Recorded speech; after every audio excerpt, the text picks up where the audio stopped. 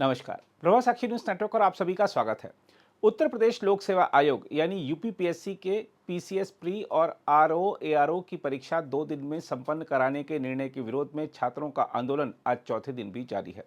प्रयागराज में आंदोलनकारी छात्र रात खुले आसमान के नीचे गुजार रहे हैं और सुबह होते ही नारेबाजी शुरू कर दे रहे हैं। छात्रों की मांग के मुद्दे पर उत्तर प्रदेश लोक सेवा आयोग ने एक बयान जारी करके कहा है कि समय समय पर प्रतियोगी छात्रों के आग्रह पर बदलते समय की जरूरतों को देखते हुए व्यवस्था और परीक्षा प्रणाली में सुधार किया जाता रहा है। आयोग ने कहा है कि अभ्यर्थियों की सुविधा के मद्देनजर पीसीएस की मुख्य परीक्षा से वैकल्पिक विषय हटाने का अभूतपूर्व निर्णय लिया गया। इसी तरह से अभ्यर्थियों की स्केलिंग हटाने की मांग भी पूरी की गई। 2 या 2 से अधिक पालियों में परीक्षा को लेकर आयोग ने कहा। उच्चतम न्यायालय द्वारा नीट परीक्षा के लिए गठित राधाकृष्णन समिति ने भी 2 पालियों में परीक्षा कराने की सिफारिश की है। वहीं पुलिस भर्ती परीक्षा कई पालियों में कराई गई। इस बीच छात्र एक दिन एक परीक्षा की अपनी मांग पर अड़े हैं। सर, यही अपडेट है कि हम सुबह 6:30-7 बजे से यहाँ पे आए थे।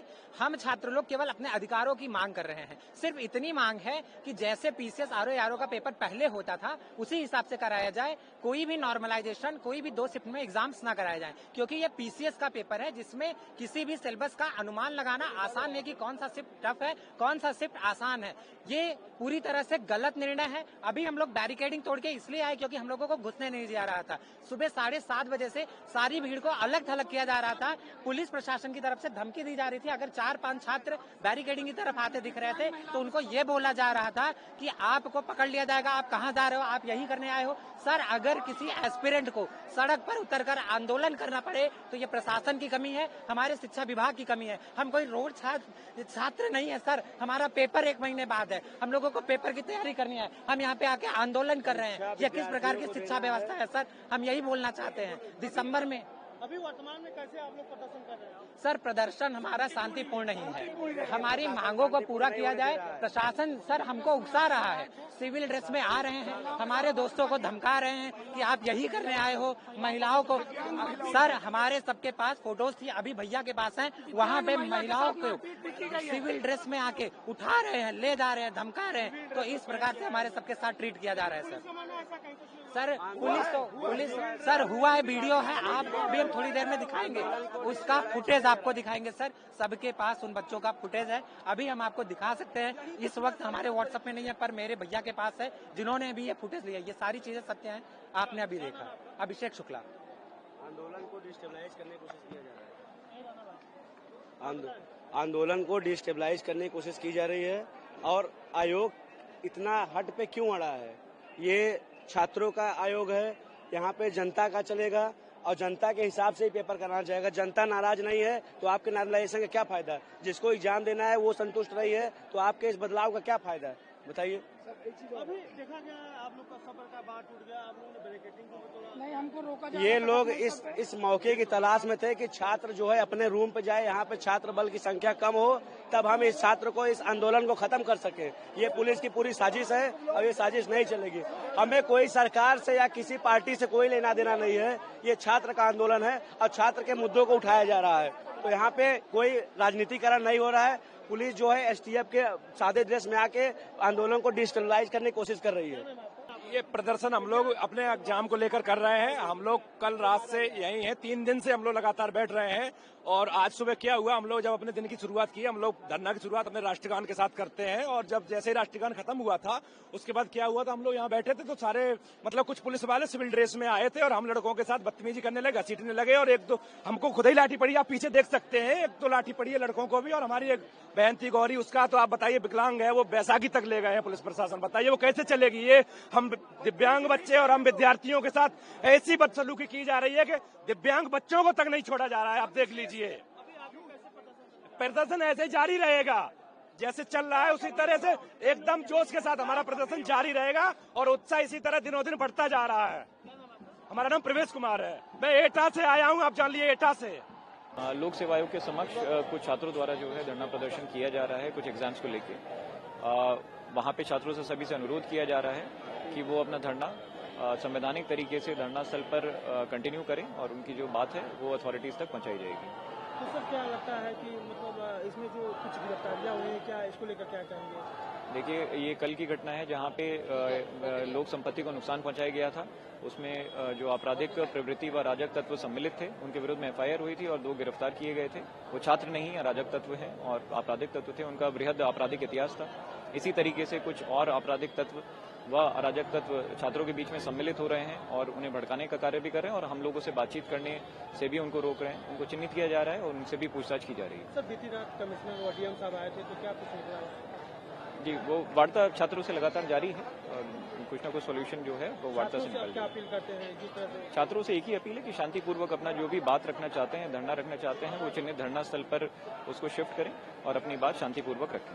हम आपको बता दें कि यह मुद्दा अब सियासी रंग भी ले चुका है और सपा मुखिया अखिलेश यादव से लेकर कांग्रेस नेता तक इस मुद्दे पर योगी सरकार को घेरने में जुटे हैं। माना हुआ है सरकार पर माना हुआ है, इसलिए हुआ क्योंकि वो अनकॉन्स्टिट्यूशनल लोग हैं और इस फैसले के बाद बुलडोजर रुकना चाहिए, अनकॉन्स्टिट्यूशनल काम नहीं होना चाहिए।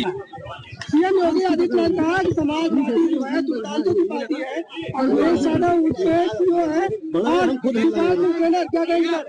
समाजवादी पार्टी पिछड़े दलित अल्पसंख्यक आदिवासी आदि आबादी का नेतृत्व करने वाला पीडीए नारा है।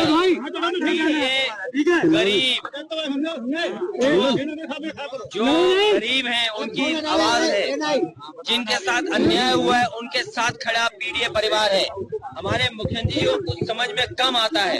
अभी तक तो सरकार डरी हुई थी, अब लग रहा है सरकार हिली हुई है।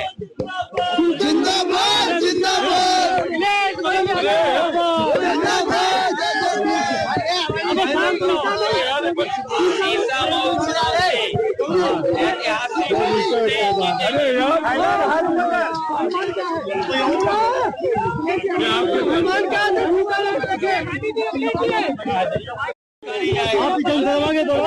ऐतिहासिक आज जितनी भी पुलिस फोर्स लगी है ये सब सुरक्षा कर रही है और आपके सहयोग के लिए खड़ी है और ऐसे ही सहयोग मिलेगा इनका।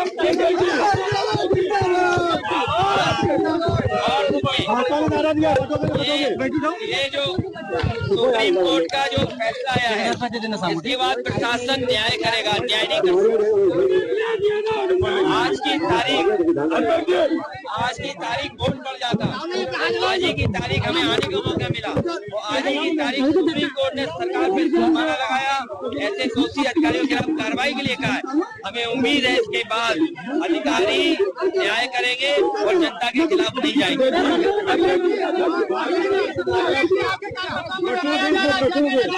ये अंग्रेजों के वचनबंसी हैं, ये अंग्रेजों के विचारबंसी लोग हैं और समाजवादी पार्टी हम लोगों ने बुलडोजर अनकॉन्स्टिट्यूशनल है, बुलडोजर अनडेमोक्रेटिक है, बुलडोजर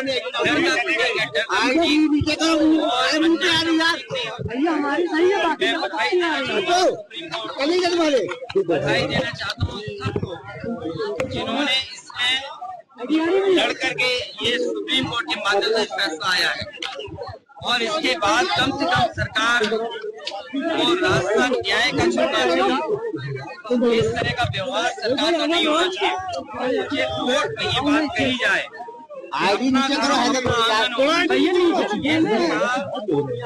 घर तोड़ने वाली है, घर बनाने वाली है। मैंने कहा डिवाइडेड जिन्होंने नारा दिया उनके वचनबंसी लोग हैं, विचारबंसी लोग हैं, जिन्हें विकास से कोई लेना देना नहीं है। तो सरकार नौकरी देने के लिए बनी थी, वो छीन रही है। आज वो जो एडमिनिस्ट्रेटिव नौकरी करते हैं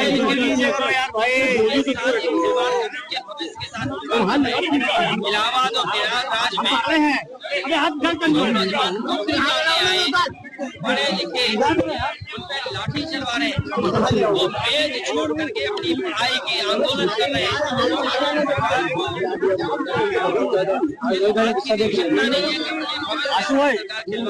मांगे जाए अभ्यर्थी आंदोलन कर रहे हैं, आयोग को और सरकार को माननी चाहिए।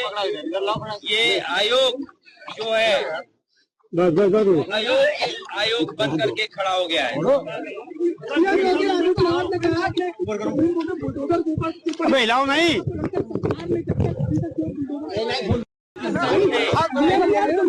और ये जनता जब चुनाव लड़ रही है, जनता का सामना नहीं कर सकता कोई नहीं, और सरकार प्रशासन ये जानता है कि जब जनता खड़ी है तो प्रशासन और जनता चुनाव लड़ रही है, प्रशासन लाख पाबंदियां लगाएगी, ये बातें जनता इनके खिलाफ मतदान करेगी। अगर आप भी लेना चाहते हैं देश दुनिया की तमाम जानकारी तो आज ही सब्सक्राइब करें हमारे चैनल को। साथ ही नीचे दिए बेल आइकन को जरूर दबाएं ताकि हर अपडेट आप तक पहुंच सके।